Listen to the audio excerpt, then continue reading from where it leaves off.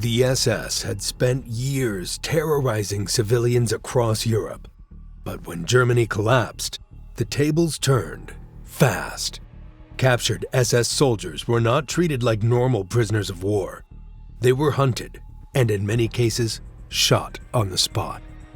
What followed became one of the most unforgiving reckonings of the entire post-war period.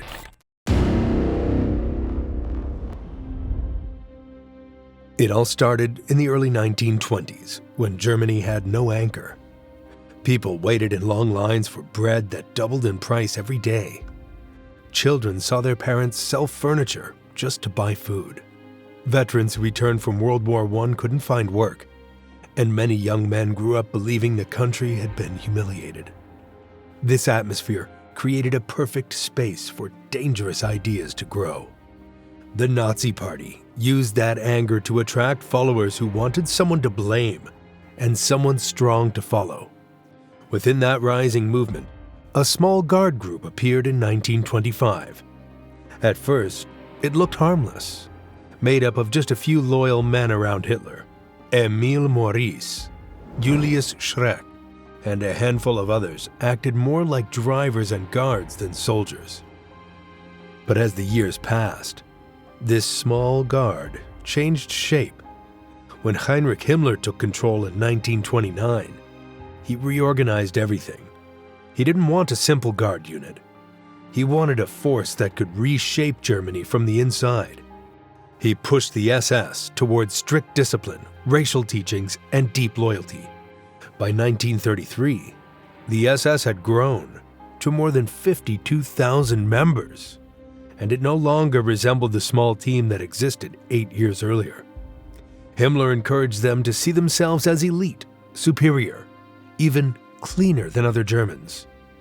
Their training schools, like the Junkerschule at Bad Tolz and Braunschweig, taught young recruits that hesitation was weakness. Recruits were put through harsh drills, long marches, and constant ideological sessions that erased empathy and replaced it with loyalty to Hitler alone. This type of training separated them from regular soldiers. While the average Wehrmacht recruit learned strategy, shooting, and survival, SS men were taught to erase doubt. They practiced scenes that involved raiding homes, clearing villages, and forcing civilians to kneel. They were trained to disconnect from emotion, because leaders like Himmler believed that a man who felt sympathy could not carry out difficult tasks. This mindset turned the SS into something far more extreme than a military formation. And this transformation would only get worse when war broke out. When Nazi Germany attacked Poland on the 1st of September 1939, most people expected a traditional war with tanks and infantry. But behind the front lines, something far darker followed. SS units had prepared for special actions, which meant clearing out anyone considered unwanted. Einsatzgruppe 4, under Josef Albert Meisinger, moved through cities like Warsaw and Radom, carrying lists of people marked for immediate execution. The same pattern happened in Poznan, Piotrków, and Kielce. Within just 3 weeks, these units killed over 20,000 civilians. These deaths didn't come from battles. They came from pointed guns in small courtyards and open fields. As the war expanded, the SS operations grew too. By 1941, Germany pushed into the Soviet Union, and the scale of killing exploded. Einsatzgruppe A, under Franz Stachler, swept through the Baltic states and left a trail of mass graves from Kaunas to Riga. Einsatzgruppe C, under Otto Rasch, moved through Ukraine, carrying out killings in places like Zhytomyr, Poltava, and Dnipropetrovsk. Einsatzgruppe B, under Arthur Nieba, carried out shootings across Belarus, especially in Grodno, Vitebsk, and Mogilev. More than 249,000 civilians were killed by Einsatzgruppe A alone in early 1942. Combined with the other groups, the number reached well into the hundreds of thousands within months. These killings were not chaotic. They followed orders that were planned, written, and tracked. Some SS men were assigned to gather victims. Others stood in firing lines. Others cataloged bodies. In forests outside Minsk, victims were lined up next to trenches. In Odessa, the SS assisted in mass reprisals after attacks on German troops. In Lithuania, SS units worked with local collaborators to destroy entire neighborhoods in a matter of hours. Some towns lost nearly all of their population in a single day, and the survivors had nowhere to run. In Western Europe, the SS used different methods. In France, the SS worked with the Gestapo to arrest resistance members and civilians.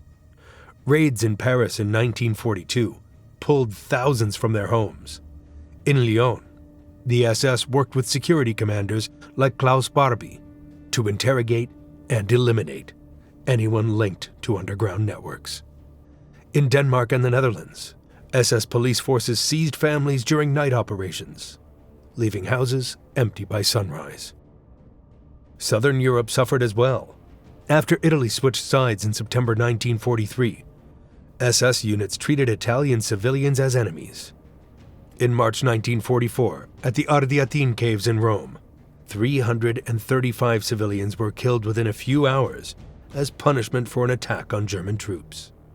In Sant'Anna di Stazzema, SS troops carried out another mass killing, destroying an entire village. However, the worst evidence of SS brutality didn't come from these shootings. It came from the vast system of camps they built across Europe that turned the violence into something industrial. The first camps were small, like Dachau in 1933, built to hold political prisoners. But once the SS gained full control of the police and security forces, the system expanded fast. By 1938, camps like Sachsenhausen and Buchenwald had thousands of prisoners who lived under constant brutality. These places served as testing grounds for SS officers who later ran the larger camps during the war. When World War II began, the SS started creating camps wherever the German army advanced. They built ghettos in cities like Krakow and Lublin, holding people in overcrowded areas with limited food. They constructed labor camps near factories, mines, and quarries. By 1945, more than 44,000 camps, subcamps, and holding facilities existed across Europe. Each one had SS personnel who enforced strict control. The commandants became infamous. Rudolf Hess ran Auschwitz, where gas chambers and crematoria operated daily. Karl Otto Koch at Buchenwald created a system of punishments that killed prisoners slowly through starvation or beatings. Max Pauli at Neuengamme oversaw forced labor that exhausted people to death. Hans Loritz at Sachsenhausen pushed prisoners through long marches and endless physical tasks meant to break them completely. Then came the extermination camps. Majdanek, run by officers like Karl Otto Raschke and Anton Ternes, combined gas chambers, shootings, and starvation. Treblinka, led by Imfried Iber, killed more than 700,000 people in 1942 alone. Sobibor, Chelmno, and Belzec were similar. These camps were designed to kill as many people as fast as possible. The guards were trained to follow orders without hesitation. Josef Kramer at Bergen-Belsen allowed starvation and disease to destroy thousands. Irma Greza at Ravensbrück became known for her cruelty toward female prisoners. Karl Frenzel at Sobibor directed roll calls and selections that meant life or death. SS doctors conducted experiments that caused long-term suffering and often death. The numbers from these camps are staggering. Auschwitz alone saw more than 1.1 million deaths. Mauthausen killed at least 90,000 through labor and torture. Stutthof claimed around 65,000 lives through shootings, disease, and forced marches. The SS created a system where human life meant nothing. As the war began turning against Germany in 1943 and 1944, the SS responded with even more extreme violence. When German forces started losing ground in Italy, SS units took out their anger on civilians. One of the worst examples came from the 16th SS Panzergrenadier Division, led by Walter Raeder. As they pulled back through the Apennine Mountains, they blamed local villagers for helping partisans. Between the 29th of September and the 5th of October 1944, they went from house to house in the area around Marzabotto and executed entire families. More than 770 people were killed. Many were women, children, and elderly people who had nothing to do with the fighting. In France, the situation was just as brutal. After the Allies landed in Normandy in June 1944, the SS tried to crush any sign of resistance. The 2nd SS Panzer Division Das Reich committed one of the worst crimes on the 10th of June 1944 in the village of Oradour-sur-Glane. SS troops separated the men from the women and children. The men were shot in several locations, and the women and children were locked inside a church that was set on fire. A total of 643 people died that day. The village was later left untouched as a memorial because the destruction was so complete. The same pattern appeared in Belgium. During the Battle of the Bulge in December 1944, the SS tried to break through Allied lines with sudden aggressive attacks. Kampfgruppe Peiper, commanded by Joachim Peiper, captured American soldiers near Malmedy on the 17th of December. Instead of treating them as prisoners of war, the SS lined them up in a snowy field and opened fire. 84 Americans were killed. When news of the massacre spread, Allied troops knew that surrendering to SS units could mean death. These acts created a dangerous cycle. Allied soldiers started seeing SS troops not as normal enemies, but as murderers in uniform. When they discovered fresh massacre sites, emotions took over. Near Dachau, on the 29th of April 1945, American soldiers from the 45th Infantry Division found train cars filled with dead prisoners who had been starved and beaten. As they moved deeper into the camp, they found SS guards trying to blend in or run. Many soldiers reacted on instinct, and several SS guards were shot on sight. This wasn't the only American response. In Normandy in June 1944, Canadian soldiers learned that their own captured soldiers had been executed by the Hitler Youth SS Division. At places like Abbé d'Ardennes, at least 18 Canadians were killed.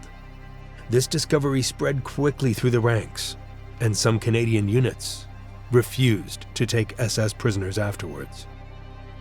On the Eastern Front, the situation was even harsher. The Soviets had watched whole regions wiped out by SS units. The SS Dirlewanger Brigade, one of the most violent units in the entire Nazi system, destroyed villages like Katyn in Belarus in 1943, killing the residents and burning their homes. By the late stages of the war, Soviet soldiers had seen millions of their civilians murdered and had fought through towns filled with mass graves. Many Red Army units made it clear that SS fighters would not be spared. By early 1945, the SS fought with a level of desperation that shocked even veteran soldiers. On the Eastern Front, units like the 3rd SS Panzer Division Totenkopf and the 5th SS Panzer Division Viking refused to surrender along the Oder River and in Pomerania. Some fought until their positions were completely surrounded. They kept firing even when they were outnumbered and had no chance of winning. In Hungary, the siege of Budapest showed how far SS troops were willing to go. From December 1944 to February 1945, they battled street to street under the command of Karl Pfeffer-Wildenbruch. The fighting destroyed much of the city. More than 100,000 soldiers and civilians were killed in less than 3 months. The remaining German and SS troops ran out of supplies and ammunition. Many still refused to surrender. Some tried to break through Soviet lines and were killed in the attempt. Then came Berlin. In April 1945, the German capital was collapsing. The SS formed the core of the final defense around Hitler's bunker. They set up barricades, fired from rooftops, and ignored every call to surrender. Some SS men turned on their own people. Civilians accused of spreading fear or talking about defeat were shot by SS patrols in the streets. After Germany surrendered on the 8th of May 1945, thousands of SS members knew their situation was hopeless.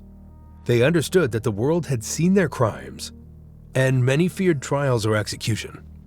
So they tried to vanish into the huge crowds of defeated German soldiers. Some tore off their SS collar patches. Others swapped uniforms with captured Wehrmacht troops. Many burned identification papers or scratched out their photos, hoping there would be no proof of who they really were. But the Allies had prepared for this. Over the years, they had collected names, photographs, fingerprints, and reports. One detail exposed many SS men almost immediately: the small blood group tattoo under their left arm. This tattoo was used during the war so doctors would know a soldier's blood type quickly, but it became a perfect way to identify former SS members after the surrender.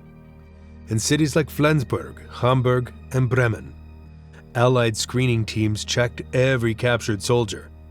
Anyone with the tattoo was pulled aside for questioning. Many broke down and admitted their roles, but others kept lying, even when the evidence was clear. A large number of SS members fled south into Bavaria and Austria. These regions were rural, filled with lakes, forests, and mountains that offered hiding places. Some tried to escape deeper into the Alps, hoping to reach small farming villages where no one would ask questions. Others tried to blend into refugee groups moving along the roads. However, American and French patrols searched these paths day and night, and many SS runaways were captured within days. Outside Germany, the situation was far more dangerous for the escaping SS. In Czechoslovakia, the anger was fresh. Towns like Prague, Brno, and Ostrava had suffered brutal reprisals during the final months of the war. Local resistance fighters started their own searches. They set up roadblocks, checked documents, and questioned anyone who looked suspicious. Thousands of fleeing SS soldiers were caught this way. When certain units were identified, such as the SS Polizei Regiment or the SS Dirlewanger Brigade, the reaction was immediate. These units had carried out some of the worst crimes in Eastern Europe. Many captured members did not survive long enough to face an official trial. In Poland, the shock was even sharper. The country had been turned into a giant prison by the Nazis, filled with ghettos, labor camps, and extermination camps. When the war ended, survivors from places like Majdanek and Auschwitz recognized SS guards who tried to hide among the crowds. Some had tried to shave their heads, change names, or dress like civilians. But survivors remembered faces. Soviet troops took many of these men into custody, and several were shot in towns like Katowice, Gliwice, and Oswiecim after quick identification. Yugoslavia saw the same pattern. Partisans like Josip Broz Tito had fought the SS for years, losing entire villages to massacres. In towns like Kragujevac, Kraljevo, and around the Jasenovec camp system, civilians had watched neighbors and family members die. When SS fugitives were caught in May and June 1945, emotions took over. Records saw hundreds of SS men executed near places like Maribor and Ljubljana as partisans cleared the last German pockets of resistance. But even after that, a number of SS members refused to stop fighting. They joined small underground groups called Werwolf. These groups were created near the end of the war by Nazi leaders who hoped the SS could still continue the fight, even after surrender. Many of these men were young, deeply loyal, and convinced that Germany would rise again if they kept attacking Allied forces. Werwolf groups became active mainly in May, June, and July 1945. They focused on sabotage and surprise attacks. In northern Germany, small teams tried to destroy bridges near Oldenburg and Wilhelmshaven to slow down Allied movements. They placed explosives near roads, rail tracks, and power stations. hoping to disrupt communication lines. In Austria, a group hiding in the forest near Linz ambushed supply trucks that carried food and fuel for American units. In Czechoslovakia, a Werwolf cell near Karlovy Vary attempted to set up roadblocks and ambush Soviet patrols, firing from hillsides and then disappearing. Most of these groups were not large. Many had only 10 to 20 members. But their actions created fear because no one expected resistance after the surrender. When Allied patrols caught these SS fighters, they often reacted instantly. These men were not seen as surrendered soldiers.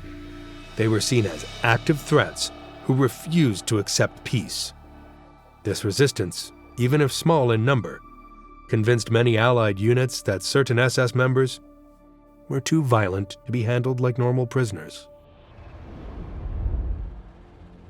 Investigators started uncovering evidence that shocked even experienced soldiers. In Mittelbau-Dora, they found deep tunnels where prisoners were forced to build rockets. More than 10,000 laborers died there from exhaustion, starvation, or tunnel collapses. In Ravensbrück, they discovered rooms used for medical experiments on women. In Gottheim Castle, they found gas chambers and cremation ovens used in the killing of disabled people under the Aktion T4 program. With all this evidence, on October 1st, 1946, the International Military Tribunal at Nuremberg officially declared the SS a criminal organization. This ruling meant that every SS member, no matter their rank, belonged to a group responsible for murder on an enormous scale. High-ranking leaders like Ernst Kaltenbrunner were proven to have planned and directed many of these crimes. But lower-ranking guards were also considered part of the same system. Not every captured SS man came quietly. Many were armed when Allied forces found them. Some hid pistols in their boots or carried knives. Others tried to escape during searches, leading to deadly confrontations.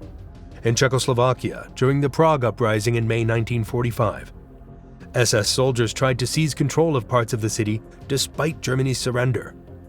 When captured, they were executed by people who had lost family members to SS violence. In Poland, Soviet troops captured SS guards who had fled from camps like Gross-Rosen. Some resisted arrest or tried to destroy evidence, leading to immediate shootings. In Austria, many SS members tried to blend into refugee crowds near Salzburg or Innsbruck. But once identified, American and French units often treated them as high-risk prisoners. Many were taken aside for questioning, and some were shot if they resisted or tried to escape. In the Netherlands, resistance fighters captured SS members who had helped deport families from cities like Amsterdam and Rotterdam. Many locals had lost parents, siblings, and children during mass arrests. When these SS men were captured, they were executed within hours because people believed justice could not wait any longer. Similar scenes played out in Belgium, France, Denmark, Norway, and across the Balkans. Everywhere the SS went, they left behind suffering, death, and fear. For many civilians and soldiers, the idea of protecting or trusting captured SS members felt impossible. This was the dark reason behind many of the shootings. The belief that the SS was not an ordinary enemy, but a force built entirely on cruelty, one that had carried out crimes too deep to dismiss. In the chaos of collapsing front lines and sudden discoveries of mass graves, many believed that stopping SS men immediately was the only way to prevent further harm.